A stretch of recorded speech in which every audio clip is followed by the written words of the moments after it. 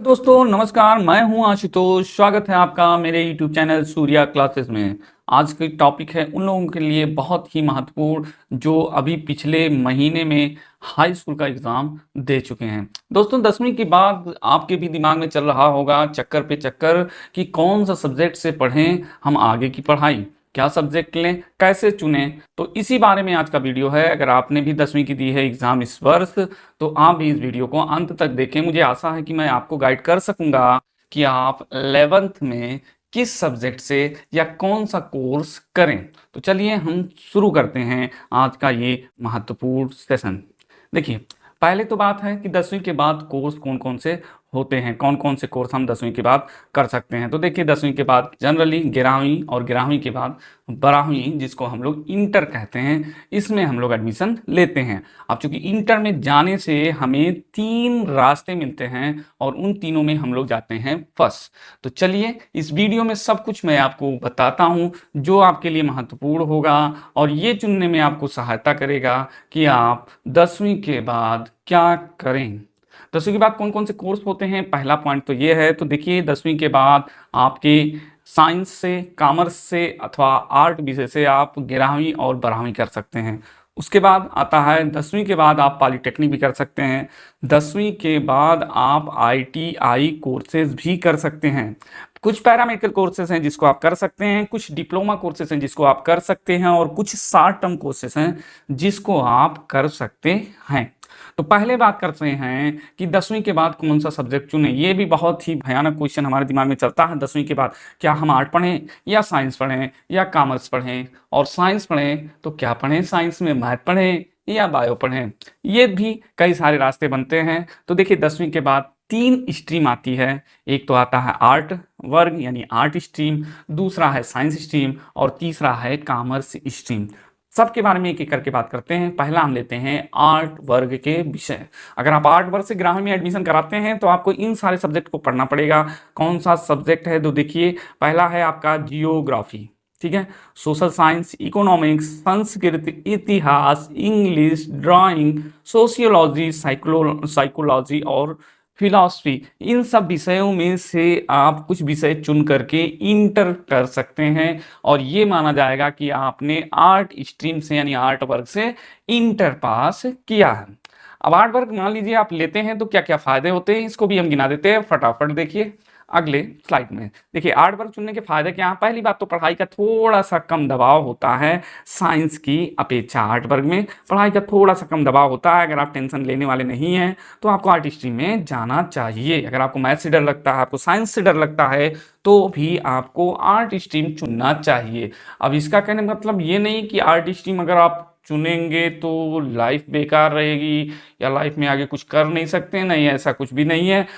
Art वर्ग वाले भी साइंस वर्ग वालों से ज़्यादा धमाल मचा के रखते हैं।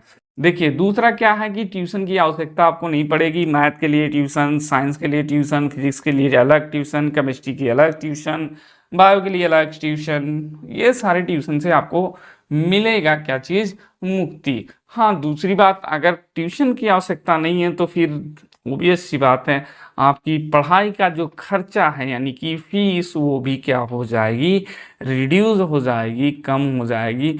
तो आप इस स्ट्रीम में जा सकते हैं अगर ऊपर जो भी हमने समस्याएं बताई वो भी आपके साथ है। तो चलिए देखते हैं। अच्छा, ये बात है कि आर्ट वर्ग चुनने के बाद मान लीजिए 12वीं कर लिए, फिर क्या है आपके चांसेस, बहुत सारे चांसेस होते हैं, परेशान होने की ज़रूरत नहीं है। आप BA में भी आर्ट विषय के साथ आप ग्रेजुएशन कर सकते हैं। ग्रेजुएशन के बाद अगर आपका मन करता है तो UPSC भी कर सकते हैं और उसके बाद भी बहुत सारी वैकेंसीज ऐसी होती हैं, गवर्नमेंट जॉब में भी जा सकते हैं। ठीक, तो ये कुछ फ़ायदे होते हैं आर्ट वर्क चुनने के बाद। ठीक, और आशा है कि आर्ट वर्क आपको समझ में आ गया होगा। दूसरा है आपका साइंस स्ट्रीम। साइंस स्ट्रीम में भी 2 स्ट्रीम आ जाते हैं। विज्ञान वर्ग के विषय के साथ अगर आप इंटर करना चाहते हैं तो वहाँ पे भी आपको 2 राहें मिलेंगे। पहला रास्ता है जो आपको मेडिकल की ओर ले जाता है और दूसरा रास्ता है जो आपको टेक्निकल की ओर ले जाता है। अगर आप मेडिकल लाइन में आगे जाना चाहते हैं यानी कि मेडिकल में डॉक्टर्स बनकर आप अपना कैरियर बनाना चाहते हैं मेडिकल में, तो आपको पढ़ना होगा इंटर में भौतिक विज्ञान, रसायन विज्ञान और जीव विज्ञान आपको पढ़ना पड़ेगा, यहाँ मैथ नहीं पढ़ना है। अगर आप मेडिकल के स्टूडेंट आगे चल के बनना चाहते हैं, आपका भी सपना है डॉक्टर बनने का या मेडिकल लाइन में जाने का, तो आपको 11वीं में और 12वीं में पढ़ना पड़ेगा भौतिक विज्ञान, रसायन विज्ञान और जीव विज्ञान। ठीक है, बाकी सारे सब्जेक्ट वही रहेंगे, हिंदी, इंग्लिश, ये वही रहेंगे जो आपके टेक्निकल लाइन में होते हैं। अगर आप टेक्निकल से करना चाहते हैं, आगे चल के IIT जेई करना चाहते हैं, तो आपको पढ़ना पड़ेगा भौतिकी विज्ञान, रसायन विज्ञान और गणित विषय। दोनों में अंतर केवल गणित यहाँ पर आ जाता है और यहाँ आ जाता है आपका जीव विज्ञान, और बाकी सारे सब्जेक्ट हिंदी और इंग्लिश तो आपको ओबियस सी बात है रहेंगे ही रहेंगे। ये ऐसे सब्जेक्ट हैं जो आपको आर्ट स्ट्रीम से अलग करते हैं। अब देखिए, विज्ञान वर्ग अगर आप चुनते हैं तो क्या क्या फायदे मिल सकते हैं, उसके बारे में भी हम बात कर लेते हैं, जो कि बहुत जरूरी है बात करना। विज्ञान वर्ग चुनने के फायदे क्या हैं, देखिए पहली बात तो ये है कि इस वर्ग को चुनकर आप इंजीनियरिंग, मेडिकल, IT जैसे बेहतरीन विकल्प चुन सकते हैं। आगे चल के इन सब में अपना करियर बना सकते हैं। आगे देखिए, साइंस वर्ग चुनने के बाद आप रिसर्च की ओर भी जा सकते हैं। ये ओर नहीं है, ओर है भैया, हमारे टाइपिस्ट भैया गलती कर दी है, और है। तो आप इस वर्ग को चुनने के बाद, यानी साइंस स्ट्रीम को चुनने के बाद, आप रिसर्च में अगर आपको बड़ा ही क्यूरियोसिटी रहती है सब कुछ जानने की, तो आप रिसर्च की ओर भी जा सकते हैं।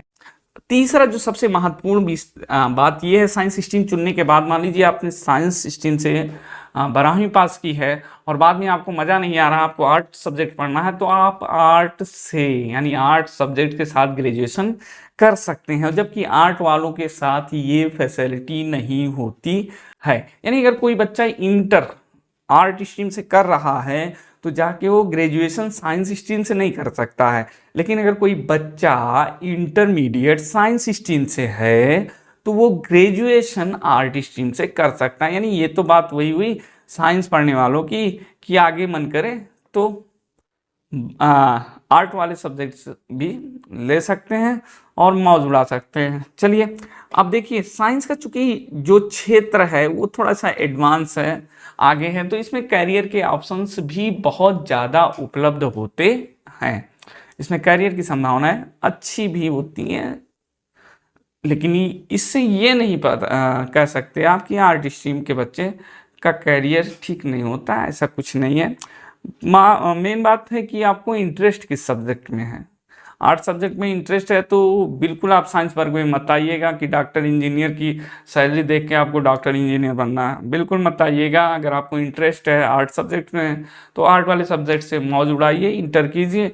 और अगर आपको मज़ा आता है साइंस पढ़ने में या मैथ पढ़ने में तो फिर आप साइंस स्ट्रीम की ओर आ सकते हैं। और मैथ ही और आर्ट और साइंस ही नहीं, एक स्ट्रीम और भी है, उसके बारे में भी हम आगे बात करते हैं। अगला देखिए, कॉमर्स, यही तीसरा स्ट्रीम है जिसकी मैं बात कर रहा था। कॉमर्स वर्ग से भी आप इंटर कर सकते हैं।